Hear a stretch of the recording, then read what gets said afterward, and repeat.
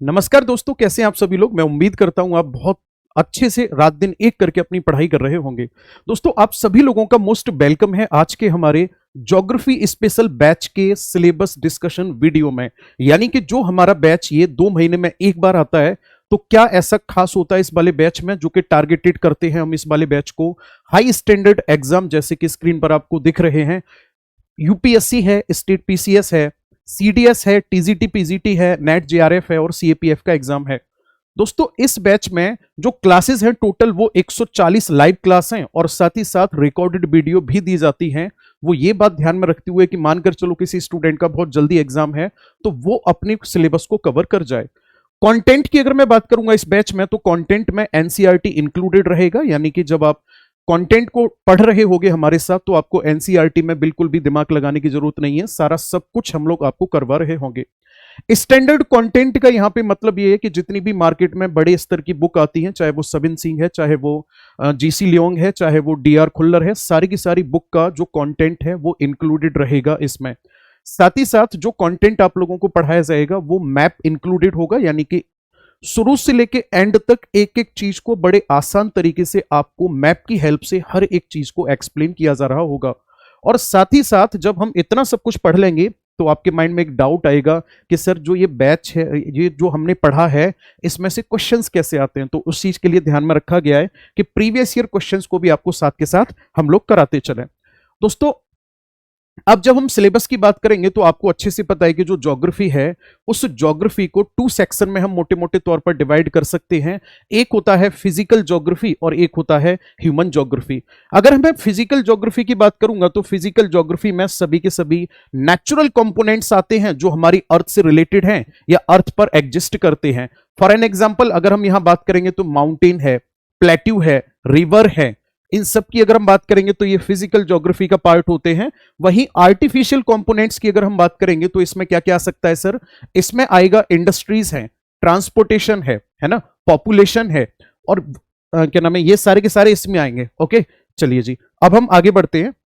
अगर मैं बात करूंगा यहां इसके डिवीजन की, सिलेबस के डिवीजन की, तो यूपीएससी पैटर्न के अकॉर्डिंग हम सिलेबस को 2 सेक्शन में डिवाइड कर सकते हैं। जैसे कि पेपर 1 जो होता है इसमें फिजिकल ज्योग्राफी होती है और ह्यूमन ज्योग्राफी होती है। वहीं पेपर 2 की अगर हम बात करेंगे तो पेपर 2 में इंडियन ज्योग्राफी का सिलेबस होता है। फिजिकल ज्योग्राफी में जियोमॉर्फोलॉजी होती है, क्लाइमेटोलॉजी होती है यानी कि जलवायु विज्ञान, ओशिनोग्राफी होती है, बायोज्योग्राफी होती है और एनवायरमेंटल ज्योग्राफी होगी। इसमें कॉस्मोलॉजी का भी सेक्शन इंक्लूडेड रहेगा। ह्यूमन ज्योग्राफी में बेसिकली पॉपुलेशन और ह्यूमन रेसेस को लेकर के हम लोग डिस्कशन करेंगे।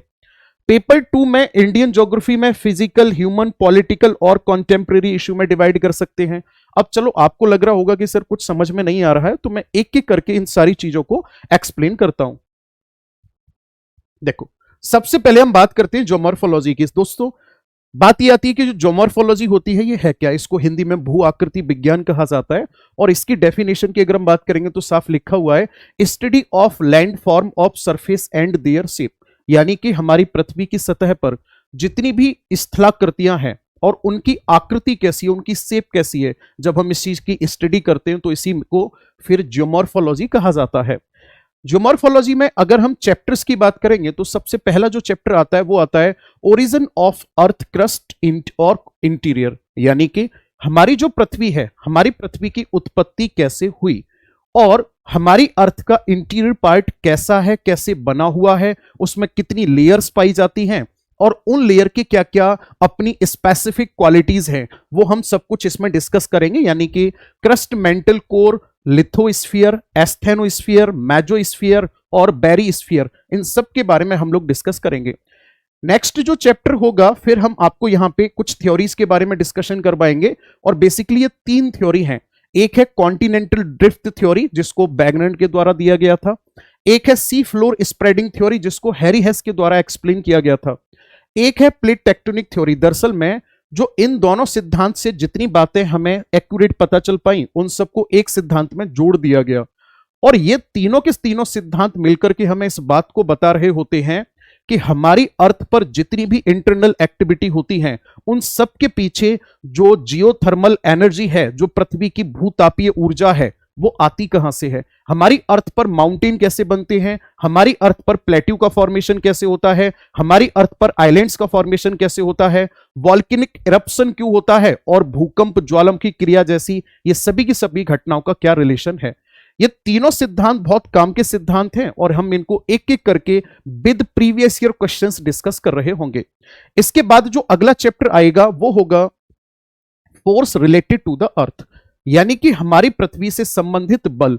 आप लोगों ने बहुत अच्छे से पढ़ा होगा, अगर आपको बेसिक नॉलेज होगी ज्योग्राफी की, तो इसमें आता है एंडोजेनेटिक फोर्स और एक्सोजेनेटिक फोर्स, यानी कि अंतरजात बल और बरहजात बल इसमें आते हैं। और ये बल फिर हमें ये बताते हैं कि हमारी पृथ्वी पर जो डिफरेंट टाइप के स्ट्रक्चर्स हैं इनके बनने के पीछे कारण क्या है, यानी कि पर्वत निर्माण कैसे हुआ, फोल्डिंग माउंटेन कैसे बनेंगे, भ्रंश पर्वत का निर्माण कैसे होगा, वॉल्केनिक इरप्शन कैसे होगा, है ना, सबमर्जेंस और इमरजेंस कैसे होंगे, यानी कि जो धरातलीय भाग है उसका ऊपर उठ जाना, धरातलीय भाग का नीचे बैठ जाना, ये सभी घटनाएं क्यों होती हैं। इसी में एक और सेक्शन आपको पढ़ने को मिलेगा, वो है वेदरिंग एंड इरोजन, यानी कि अपक्षय और अपरदन। दोस्तों वेदरिंग का मतलब होता है एक बड़ी रॉक का छोटे छोटे पीसेस में डिवाइड हो जाना और फर्दर फिर छोटे पीसेस में डिवाइड हो जाना। और लेकिन याद रखना यहां पर रॉक का डिकम्पोजिशन और डिसइंटीग्रेशन होता है, यानी कि चट्टानों का अपघटन और विघटन होता है। याद रखना ट्रांसपोर्टेशन नहीं होता है, इरोजन में ट्रांसपोर्टेशन जरूर होता है। इसके बाद जो हम नेक्स्ट चैप्टर पढ़ेंगे वो होगा लैंडफॉर्म्स, यानी हमारी पृथ्वी के धरातल पर विभिन्न प्रकार की जो आकृतियां हवाएं बनाती हैं, जो आकृतियां ग्लेशियर मूवमेंट से बनती हैं, जो आकृतियां विंड के फ्लो होने से बनती हैं, उसको पढ़ेंगे।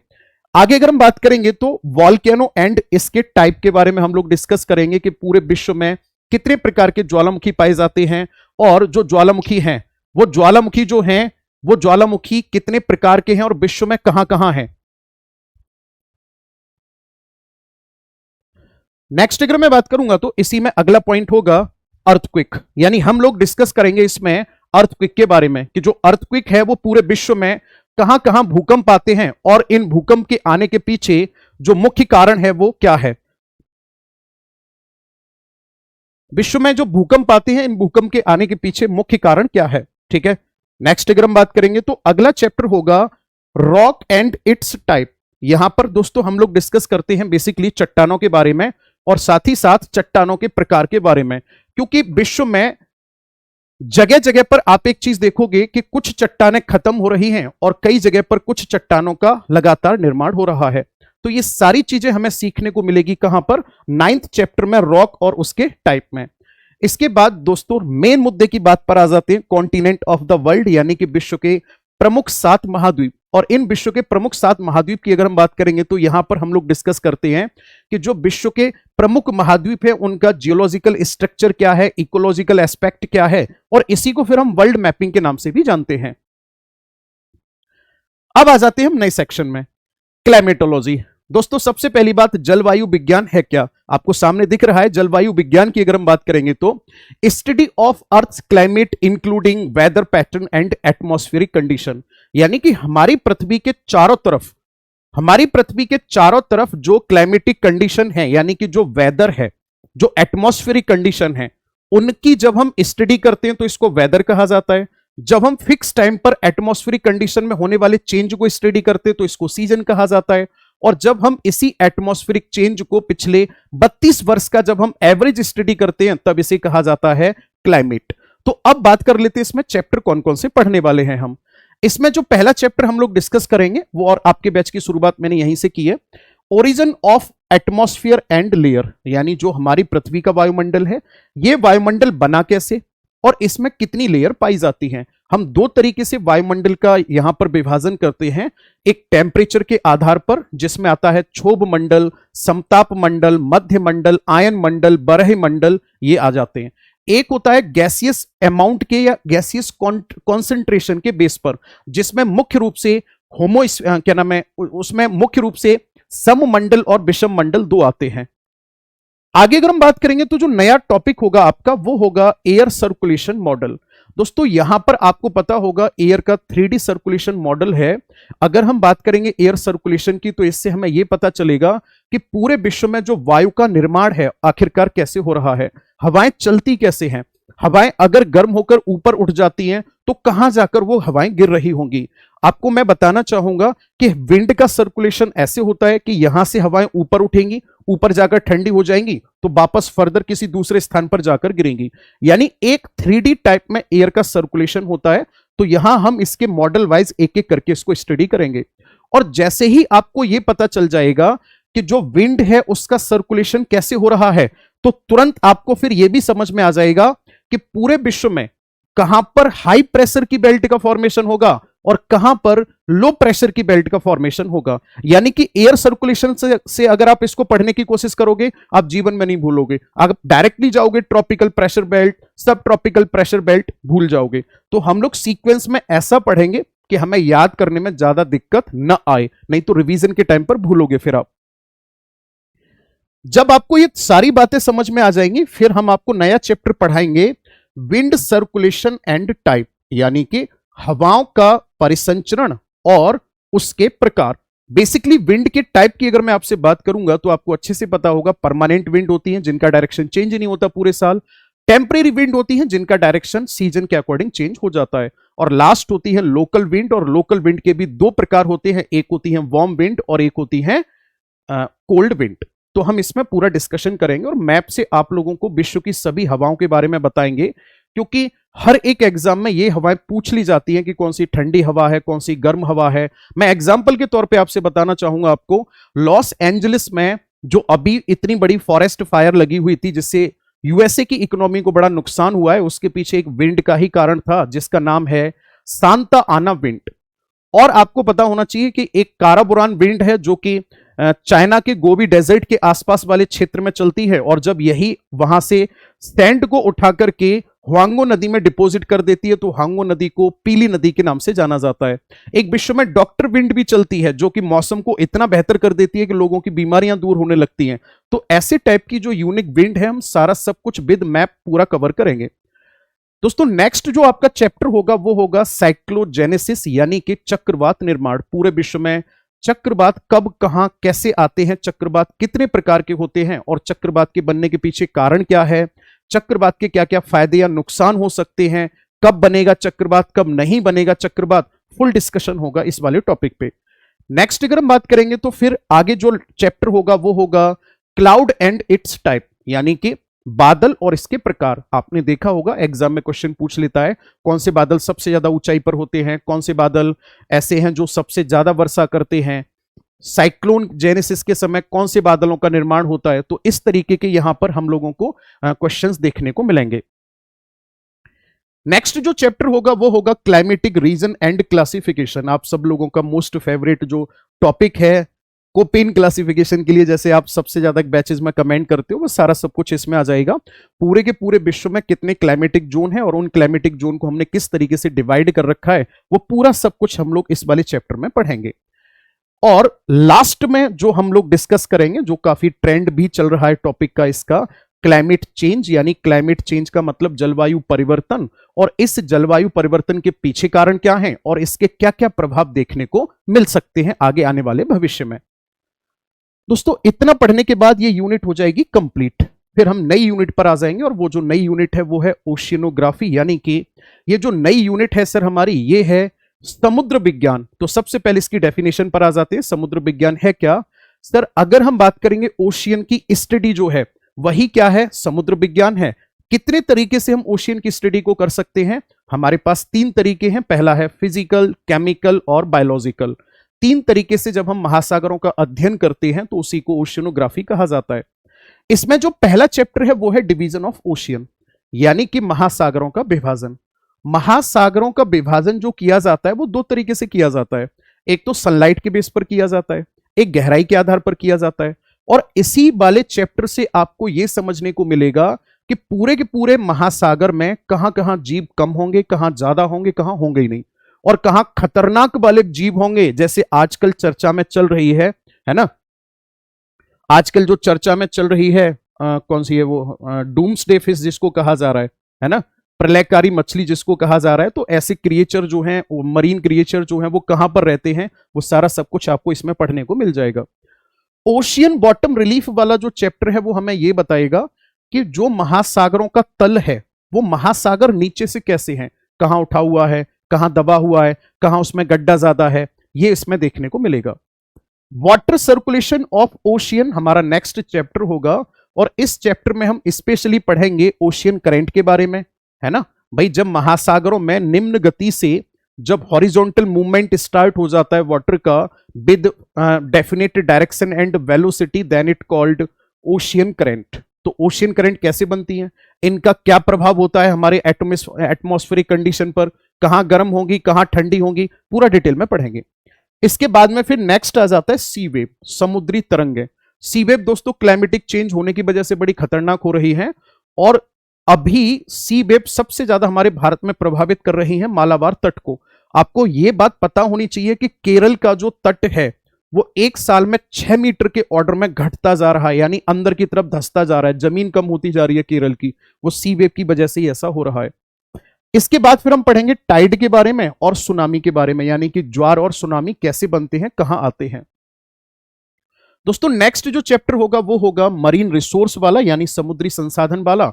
और इतना पढ़ने के बाद फिर हम लास्ट में डिस्कस करेंगे कोरल एंड इट्स टाइप, यानी कि हम इसमें डिस्कस करेंगे प्रवाल और इसके प्रकार। एक चीज और मैं बता दूं, जो ये वाला टॉपिक है ओशियन एंड रिलीफ, इसमें हम एक ओशियन को उठाएंगे, उस ओशियन के जितने भी अंदर कटक होते हैं, रिज होते हैं, उनको पढ़ेंगे, उसके अंदर जितने भी सागर होंगे उनको पढ़ेंगे, जितनी भी खाड़ियां होंगी उनको पढ़ेंगे, स्पेसिफिक आइलैंड्स होंगे उनको भी स्टडी करेंगे। जैसे इंडियन ओशियन में डियागो गार्सिया आइलैंड है, सेसेल्स आइलैंड है ना। तो और वहीं अगर हम बात करेंगे पैसिफिक ओशियन में तो साउथ चाइना सी है, ईस्ट चाइना सी है ना। इन सब को हम लोग एक एक ओशियन वाइज डिटेल में डिस्कस कर रहे होंगे। और दोस्तों इसके बाद में ओशियनोग्राफी सही चाहे क्लाइमेटोलॉजी सही, मैंने एक भी चैप्टर नहीं छोड़ा हुआ, सारे आपको करवाए जाएंगे, एकदम नए तरीके से आपको करवाए जाएंगे। आपको फील प्रोवाइड कराना है कि आपको रात दिन बस आपके दिमाग में एक ही बात आए कि हाँ मैंने अच्छा डिसीजन लिया है, मैं करियर विल के साथ जुड़ा हुआ हूं। समझ रहे हो मेरी बात को। चलो जी, अब आ जाते हैं कॉस्मोलॉजी पे। ये हमारी नेक्स्ट यूनिट है physical geography of the world की। अगर हम बात करेंगे कॉस्मोलॉजी है क्या, सर कॉस्मोस का अध्ययन यानी ब्रह्मांड का अध्ययन करना ही क्या कहलाता है, कॉस्मोस कहलाता है। अब बात आती है कि जो ब्रह्मांड है ये ब्रह्मांड बना कैसे, तो इस बात को लेकर अभी तक कोई भी एक्यूरेट थ्योरी है नहीं है, लेकिन फिर भी मोस्ट एक्सेप्टेड थ्योरी कौन सी मानी गई है, बिग बैंग थ्योरी मानी गई है। इसके बाद में पल्सेटिंग थ्योरी है, उसके बाद में डार्क फॉरेस्ट थ्योरी है। ये तीन के तीन सिद्धांत हमें ये बताने की कोशिश कर रहे होंगे कि पूरा का पूरा जो आज का ब्रह्मांड है इसके बनने के पीछे कारण क्या है, ये पूरा का पूरा जो ब्रह्मांड है ये बना कैसे है। जब इसको हम पढ़ लेंगे तो हमें समझ में आएगा कि भाई बिग बैंग वाली जो थ्योरी है वो मोस्ट एक्सेप्टेड थ्योरी मानी जाती है, क्योंकि इसका स्विट्जरलैंड के जेनोवा में एक्सपेरिमेंट में भी लगभग इसको प्रूव किया जा चुका है। जैसे ही पूरा हो जाएगा फिर हम पढ़ेंगे गैलेक्सी और कॉन्स्टिलेशन के बारे में। दोस्तों गैलेक्सी का मतलब होता है एक कंप्लीट पैटर्न को इंडिकेट कर रहा होता है, कंप्लीट एक सिस्टम को इंडिकेट कर रहा होता है, जिसमें स्टार एक पर्टिकुलर सेंटर के चारों तरफ चक्कर लगा रहे होते हैं। लेकिन कॉन्स्टिलेशन में पूरा सिस्टम नहीं होता है। कॉन्स्टिलेशन बस ये बताता है कि हमारे ब्रह्मांड में कुछ विशेष रूप के तारे हैं और जब वो एक साथ होते हैं तो कुछ ना कुछ आकृति में दिखाई देते हैं। आगे बात समझ में, तो इन दोनों में क्या डिफरेंस है हम उसको डिटेल में पढ़ेंगे। फिर आएगा स्टार एंड देयर लाइफ, तारे और तारों का जीवन चक्र। आपको इसमें पढ़ने को मिलेगा ब्लैक होल कैसे बनता है, न्यूट्रॉन स्टार कैसे बनता है, पल्सर स्टार कैसे बनता है, ये पूरा का पूरा आपको पढ़ने को मिलेगा किसमें, तीसरे वाले चैप्टर में। फिर हम पढ़ेंगे प्लेनेट और सैटेलाइट के बारे में। क्यों प्लूटो को ग्रहों की श्रेणी से निकाल दिया सर, सैटेलाइट कौन से प्लेनेट के कितने हैं प्रेजेंट टाइम में, है ना। और नेक्स्ट अगर हम बात करेंगे तो फेज ऑफ द मून, गांव में कहा जाता है अंधियारा पाख, उजाला पाख, अमावस्या, पूर्णिमा, ये सब होती क्या है, कैसे बनती हैं, कितने दिन के अंतर पर बनेंगी, पूरा इस वाले फेज ऑफ मून में आ जाएगा। मून मिशन का मतलब यहां पे ये है कि भाई साहब हमारे चंद्रमा पर हम लगातार चंद्रयान भेज ही रहे हैं। कितने चंद्रयान अब तक भेजे जा चुके हैं, कितने मिशन यहां तक भारत भेज चुका है ना। यहां से मिट्टी भी लाई गई है जिसको रेगोलिथ के नाम से जाना जाता है। तो पूरा डिटेल में हम लोग मून की सरफेस के बारे में स्टडी कर रहे होंगे। और इसी में आ जाएगा प्लेनेट परेड, जो अभी 2025 में चर्चा में रहा है, जिसमें नेक्ड आई से भी कुछ प्लेनेट को आंखों से देखा गया है। नेक्स्ट अगर हम बात करेंगे तो फिर छोटे छोटे टॉपिक हैं, जैसे इक्लिप्स है, कॉमेट्स है, मैटियोर है यानी ग्रहण। कितने प्रकार के ग्रहण होते हैं, ग्रहण बनते क्यों हैं, कब कब कौन कौन से ग्रहण की स्थिति बनती है, पुच्छल तारा है, उल्का पिंड है, इन सब के बारे में पढ़ेंगे।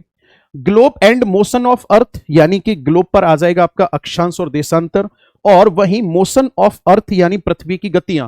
हमारी पृथ्वी पर रात और दिन बड़े छोटे क्यों होते हैं, कितने सीजन होते हैं और उन सीजन में क्या क्या चेंजेस हमें देखने को मिलते हैं, पूरा का पूरा डिटेल में हम लोग इसको पढ़ जाएंगे। इसके बाद में फिर कॉस्मोलॉजी में कुछ यहां पर हाइपोथेसिस के बारे में और डिस्कशन करना होगा हमें।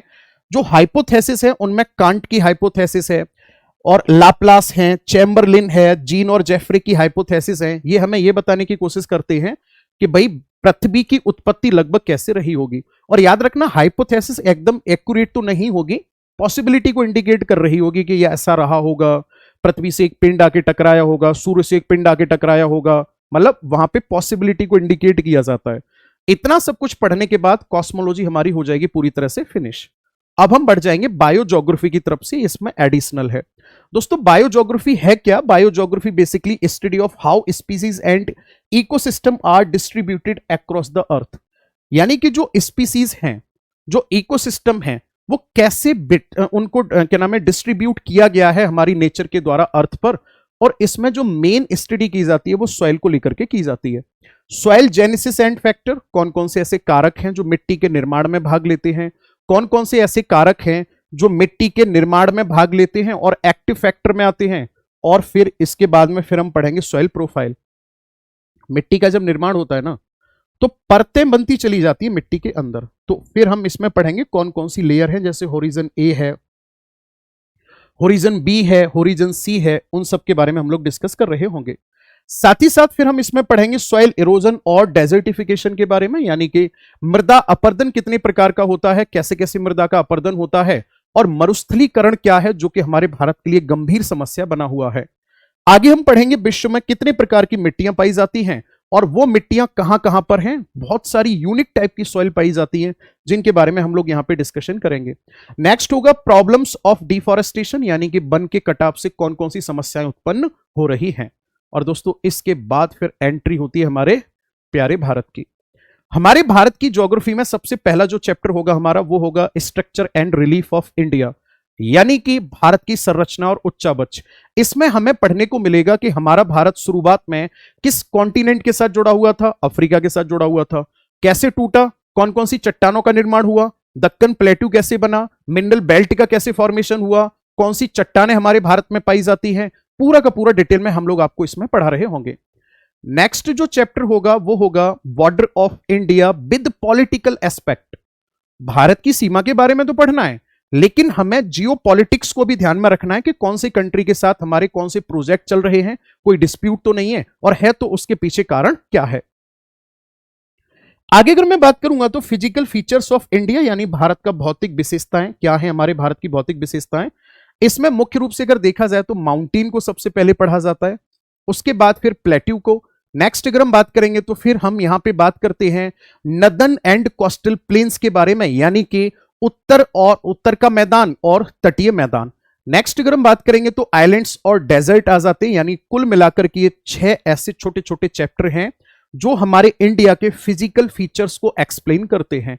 और इनको हम लोग जब स्टडी कर रहे होंगे तो पूरी तरह से 100% मैप और करंट अपडेटेड कंटेंट का यूज करके आप लोगों को उस पैटर्न पे पढ़ा रहे होंगे कि आप एक बार पढ़ने के बाद आसानी से भूल भी ना पाओ।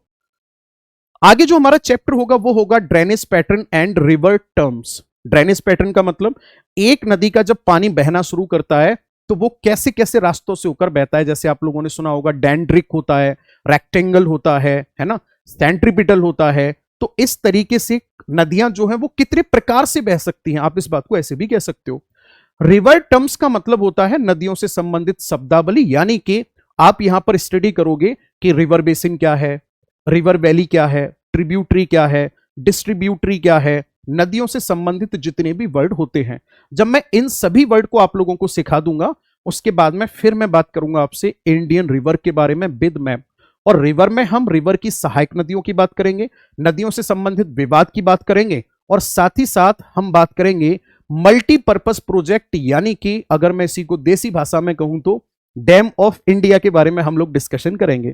और फिर एडिशनल आपको एक टॉपिक और करवाऊंगा मैं, रिवर कनेक्ट प्रोजेक्ट, यानी कि हमारे भारत में चलने वाली जितनी भी नदी जोड़ो परियोजनाएं हैं और ऐसी नदियां जिनका यूज हम कर रहे हैं वाटर ट्रांसपोर्टेशन में, हम उसको भी इसमें कवर कर जाएंगे।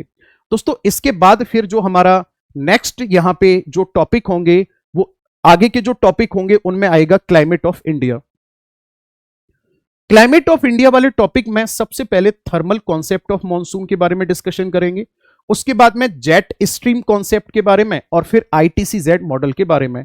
इसके बाद में फिर अल्नीनो, लालिनो और सदर्न ऑसिलेशन के बारे में, यानी कि complete study of Indian climate. और आपको एक एक चीज बता दी जाएगी कि हमारे भारत में कब वर्षा होगी, कितनी वर्षा होगी, कहां नहीं होगी, और उसके पीछे कारण मुझे नहीं, आपको भी पता होंगे। अगला जो चैप्टर होगा वो होगा इंडियन सॉइल के बारे में, इसकी टाइप, इसकी प्रोफाइल और इसका कंजर्वेशन। आगे अगर हम बात करेंगे तो एग्रीकल्चर ऑफ इंडिया, यानी भारत की कृषि वाला टॉपिक होगा। दोस्तों यहां कृषि के टाइप के बारे में हम लोग डिस्कशन करेंगे, कितने प्रकार की खेती होती है और शिफ्टिंग कल्टीवेशन क्या है, कहां कहां कितने प्रकार से उसको किया जाता है। इसके बाद क्रॉप पैटर्न ऑफ इंडिया पर आ जाएंगे हम, फसलें कितने प्रकार से उगाई जाती हैं। और एग्रो साइंस का मतलब है कि जो न्यू रिसर्च हमारी एग्रीकल्चर से रिलेटेड चल रही है, हम उसके बारे में डिस्कशन करेंगे। अगला जो चैप्टर होगा वो होगा रिसोर्स ऑफ इंडिया, यानी कि भारत के संसाधन। मेरे दोस्त रिसोर्स में, हमारे भारत के रिसोर्स में याद रखना आप, मिनरल्स आ जाएंगे, एग्रीकल्चर भी रिसोर्स में ही आता है वैसे देखा जाए तो। इसमें हम स्पेशली एक तो वन क्षेत्र के बारे में बात करेंगे, एक खनिज के बारे में बात करेंगे, पेट्रोलियम के बारे में बात करेंगे हम, और साथ ही साथ हम इसमें इंडस्ट्री के बारे में भी पढ़ेंगे।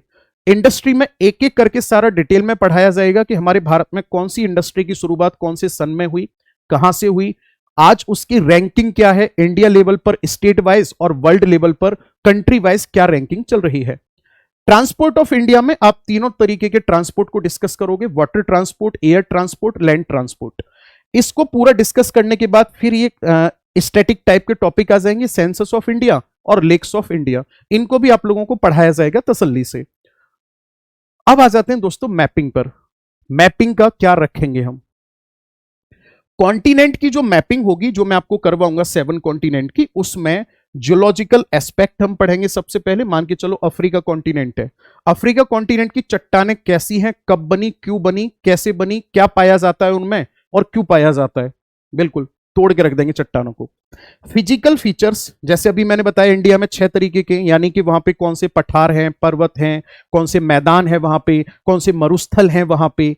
रिसोर्स का मतलब एग्रीकल्चर, इंडस्ट्री वहां की कैसी है, कौन कौन सी इंडस्ट्री ज्यादा है वहां पे, कौन कौन से मिनरल्स का रिजर्व है वहां पे, पॉपुलेशन की जो डिपेंडेंसी है वो किस चीज पर है। बायोडाइवर्सिटी, वहां पे कौन कौन से नेशनल पार्क हैं, वहां पे कौन कौन से ग्रासलैंड्स हैं, और इसी में एक और आ जाएगा वहां की ट्राइब्स एंड फेस्टिवल्स। ये पूरा का पूरा हम लोग इसमें मैपिंग में कवर करेंगे। वहीं अगर मैं बात करूंगा आपसे स्टेट वाइज मैपिंग की, तो स्टेट वाइज मैपिंग में हमारा टारगेट रहता है कि हम, मैं पहले बता दूं, पूरे 28 स्टेट की तो यहां मैपिंग नहीं करेंगे, लेकिन जहां से क्वेश्चंस ज्यादा बनते हैं वो आपको 100% करवा देंगे। बॉर्डर ऑफ स्टेट, कौन से राज्य की सीमा किससे लगती है, उसको पूरा से डिटेल में हम पढ़ेंगे। फिजिकल फीचर्स के बारे में बात करेंगे कि वो जो स्टेट है वहां पर वही पर्वत, पठार, नदियां, इन सब की क्या कंडीशन है, उस स्टेट के रिसोर्स की क्या कंडीशन है, कल्चर और फेस्टिवल की क्या कंडीशन है, यानी कि वहां के लोग कौन से त्योहारों का संचालन, कौन से त्योहारों को मनाते हैं, कौन कौन से डांस फेमस है वहां के, फोक डांस कौन से हैं, क्लासिकल डांस कौन सा है अगर है तो, और वहीं हम बात करेंगे तो फेमस टेम्पल कौन से हैं, पूरा कल्चर को स्टडी कर जाएंगे। और लास्ट में हम पढ़ेंगे बायोडाइवर्सिटी, यानी कि जैव विविधता के बारे में।